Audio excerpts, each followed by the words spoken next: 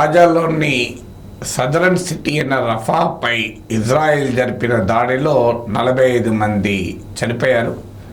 ఇందులో పిల్లలు కూడా ఉన్నారు.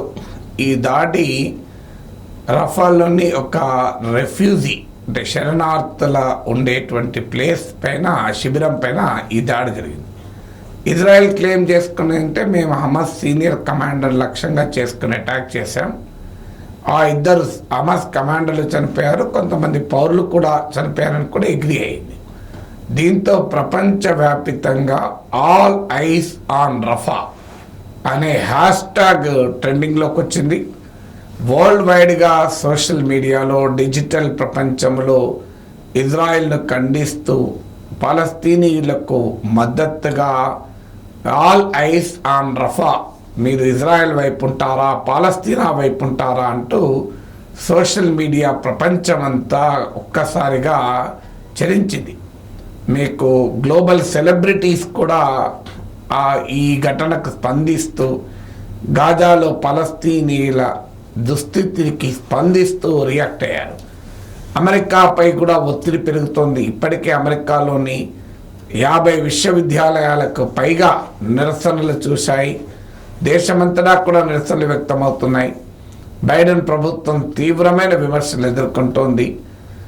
ఐర్లాండ్, స్పెయిన్, నార్వే లాంటి దేశాలు పాలస్తీనాను గుర్తించాయి. ఇటీవల ఇంటర్నేషనల్ కోర్ట్ ఆఫ్ జస్టిస్, అంతర్జాతీయ న్యాయస్థానం కూడా ఇజ్రాయెల్కు డిమాండ్ చేసింది తక్షణం గాజాలోని సదరన్ సిటీ ఆఫ్ రఫాపై ఆపరేషన్స్ ఆపివేయాలి అని. దాంతోపాటు ఇంటర్నేషనల్ క్రిమినల్ కోర్టు కూడా ఇజ్రాయెల్ ప్రైమ్ మినిస్టర్ బెంజమిన్ నెతన్యాహును వార్ క్రైమ్స్ కొరకు విచారించాలంటూ చీఫ్ ప్రాసిక్యూటర్ అప్లికేషన్ మూవ్ చేశాడు. యునైటెడ్ నేషన్స్ సెక్రటరీ జనరల్ కూడా ఇది తీవ్రమైనగా ఉంది పరిస్థితి. అసలు గాజాలో క్షామం, ఫెమైన్ వచ్చే పరిస్థితి ఉంది. ఒక పెద్ద హ్యుమానిటేరియన్ క్రైసిస్, కనీవిని ఎరగని మానవతా సంక్షోభం ఏర్పడింది అంటూ యునైటెడ్ నేషన్స్ సెక్రటరీ జనరల్ కూడా రియాక్ట్ అయ్యారు. సో యునైటెడ్ నేషన్స్లో 143 దేశాలు తక్షణం ఇజ్రాయెల్ ఈ దమనకాండ ఆపాలి అని డిమాండ్ చేశాయి. సో ఇన్ని జరిగినా కూడా ఇజ్రాయెల్లోని రైట్ వింగ్ బెంజమిన్ నెతన్యాహు ప్రభుత్వంలో కదలిక లేదు. ఎందుకంటే స్వదేశంలో తీవ్రమైన ప్రజా వ్యతిరేకత ఎదుర్కొన్న నెతన్యాహు గాజా మారణహోమమే తనను గెలిపిస్తుందని భావిస్తున్నట్లున్నారు. అందువల్ల యుద్ధాన్ని ఆపేది లేదు, కాల్పుల విరమణ పాటించేది లేదు అంటూ ప్రకటించారు. ఇప్పటికీ నార్థన్ సిటీ పైన మొదలు దాడి చేసినప్పుడు గాజాలోని నార్థన్ పార్ట్, సెంట్రల్ పార్ట్ పైన మొదలు దాడి చేశారు ఇజ్రాయెల్. అప్పుడు మీరంతా సౌత్కు వెళ్ళండి అని పిలిపించారు. దాదాపు 10 లక్షలకు పైగా జనం నార్త్ సెంట్రల్ని ఉన్నట్లుగా ఉన్న ఫలంగా పాలస్తీనా ప్రజలు పొట్టచేత పట్టుకొని తమ ప్రాణాలు అరచేతిలో పెట్టుకొని సౌత్కి వెళ్ళారు. ఇప్పుడు సౌత్ పైన దాడి జరుపుతున్నారు.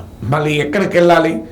సో పాలస్తీనా ప్రజల ఆహాకారాలు, మేము సౌత్ నుంచి నార్త్కు, నార్త్ నుంచి సౌత్కు ఇలా వెళ్తున్నారు. వెళ్తున్న సమయంలో కూడా వాళ్ళు ఒక ప్రాంతం నుంచి మరో ప్రాంతంకు తరలి వెళుతున్న సమయంలో, వలస వెళ్తున్న సమయంలో కూడా ఇజ్రాయెల్ మిసైల్స్ దాడి చేస్తున్నాయి, డ్రోన్స్ దాడి చేస్తున్నాయి. దాంట్లో కూడా ప్రజలు మరణిస్తున్నారు. రఫాలోని హెల్త్ ఫెసిలిటీస్ అన్ని ఇజ్రాయెల్ దాడిలో ధ్వంసమై ఇప్పుడు ఒకే ఒక్క ఆసుపత్రి పనిచేస్తుంది అని హమాస్ గాజాలోని హెల్త్ డిపార్ట్మెంట్ ప్రకటించింది. రఫాలోని ఆల్ హెల్త్ ఫెసిలిటీస్ దెబ్బతిన్నాయని. వాస్తవంగా రఫాకున్న ప్రత్యేకత ఏంటంటే అది సదరన్ బార్డర్లో ఉంటుంది కనుక ఈజిప్ట్ దగ్గర నుంచి మీకు సహాయం, హ్యుమానిటేరియన్ ఎయిడ్, ఫుడ్ కానీ, మెడిసిన్స్ కానీ, ఇతర అత్యవసరాలు అందటానికి రూట్ అది. సో ఇజ్రాయెల్ ఆ రూట్ను కూడా బాంబింగ్ చేస్తూ ఏడు కూడా అందకుండా చేస్తున్నటువంటి తీరు చూస్తున్నారు ప్రపంచం. ఇది అసలు అనూహ్య. మహిళలు, పిల్లలు, అమాయక ప్రజలు, ఒక భయంకరమైన మారణహోమం ఉంది. శిక్షించేది హమాస్ అని చెప్తూ పాలస్తీనా జాతినే అంతం చేస్తానికి ఒక జెనోసైడ్ అంటే మానవ మారణహోమం, ఒక జాతినే లేకుండా చేస్తాం అనే రీతిలో ఇజ్రాయెల్ దాడి చేస్తుంది. ఇది పాలస్తీనా ప్రజలు మరింతగా అతివాదం వైపు, తీవ్రవాదం వైపు, హమాస్ లాంటి శక్తుల వైపు వెళ్ళడానికి దారితీస్తుంది. ఎందుకంటే వెస్ట్ బ్యాంక్లో పాలస్తీన్ అథారిటీ అని మోడరేట్ పాలస్తీనా ఉంది. ఇదంతా జరిగిన తర్వాత ఇక మోడరేట్గా పాలస్తీనా ప్రజలు ఎక్కడ ఉండగలుగుతారు? అందువల్ల ఇజ్రాయెల్ పైన Hamas October 7th last year దాడి చేసినప్పుడు ప్రపంచమంతా ఇజ్రాయెల్కి అనుకూలంగా స్పందించింది. పాలస్తీనా ప్రజల హక్కుల గురించి మాట్లాడటానికే జనం భయపడ్డారు. ఎందుకంటే అంత పవర్ఫుల్గా పబ్లిక్ ఒపీనియన్ ఇజ్రాయెల్కి అనుకూలంగా రైజ్ అయింది. కానీ ఆ తర్వాత ఇజ్రాయెల్ జరుపుతున్న ఊచకోత, మారణ హోమం, గాజాలో జరుగుతున్న అకృత్యాలు చూశాక ప్రపంచమంతా మన ఇజ్రాయెల్ వైపు ఉంటారా, పాలస్తీనా వైపు ఉంటారా అనే క్వశ్చన్ ప్రపంచ సెలబ్రిటీస్ రియాక్ట్ అవుతున్నారు. ప్రపంచంలో ఉన్న వివిధ రంగాల వాళ్ళు సెలబ్రేట్ అవుతున్నారు. ఈవెన్ హాలీవుడ్ ఆస్కార్ అవార్డులో కూడా ఇజ్రాయెల్ మారణ హోమాన్ని ఖండిస్తూ బహిరంగంగానే స్టార్స్, డైరెక్టర్స్ నిరసన వ్యక్తం చేశారు. అంతర్జాతీయ ప్రజాభిప్రాయం ఇప్పుడు పాలస్తీనాకు అనుకూలంగా అవుతుంది.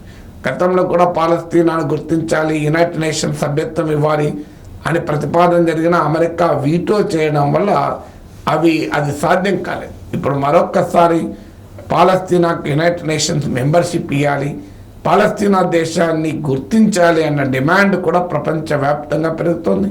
ప్రపంచ ప్రజలు యూదులపైన వ్యతిరేకతతోనూ ఈ పోరాటం చేయడం లేదు.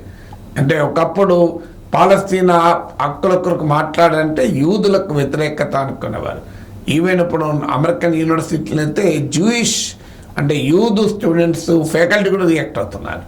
అందువల్ల ఇది ఒక మానవ సంక్షోభంగా, హ్యుమానిటేరియన్ క్రైసిస్గా టర్న్ తీసుకుంటుంది. యూత్ పాలస్తీనానో లేదా రిలీజియస్ యాంగిల్లో చూడడం కన్నా ఒక హెల్ప్లెస్ కండిషన్, నిస్సహాయ స్థితిలో ఉన్న అమాయక పాలస్తీనా ప్రజల పైన ఇజ్రాయిల్ జరుపుతున్న దమనకాండ. మీరు హమాస్ దుర్మార్గానికి పాటించింది, హమాస్ని అటాక్ చేయండి, అభ్యంతరం లేదు. కానీ హమాస్ అటాక్ పేరిట సాధారణ జనాభాని మేము అంతం చేస్తాం, హమాస్లో మానవులే లేకుండా చేస్తాం అనే రీతిలో, గాజాలో మేము మానవులే లేకుండా చేస్తాం అనే రీతిలో ఇజ్రాయెల్ మారణకాండ నడుస్తోంది. అందుకే ప్రజలంతా ప్రపంచవ్యాప్తంగా యంగర్ జనరేషన్ అసలు రాజకీయాలు, ఇజ్రాయెల్, పాలస్తీనా అసలు ఈ ఇష్యూస్తో సంబంధం లేని వాళ్ళు కూడా ఆల్ ఐస్ ఆన్ గాజా అంటూ ఒక సోషల్ మీడియాలో ఆన్లైన్ క్యాంపెయిన్ అంత world wide attention, world wide traction పొంది ఒక పెద్ద ట్రెండింగ్ టాపిక్గా మారింది.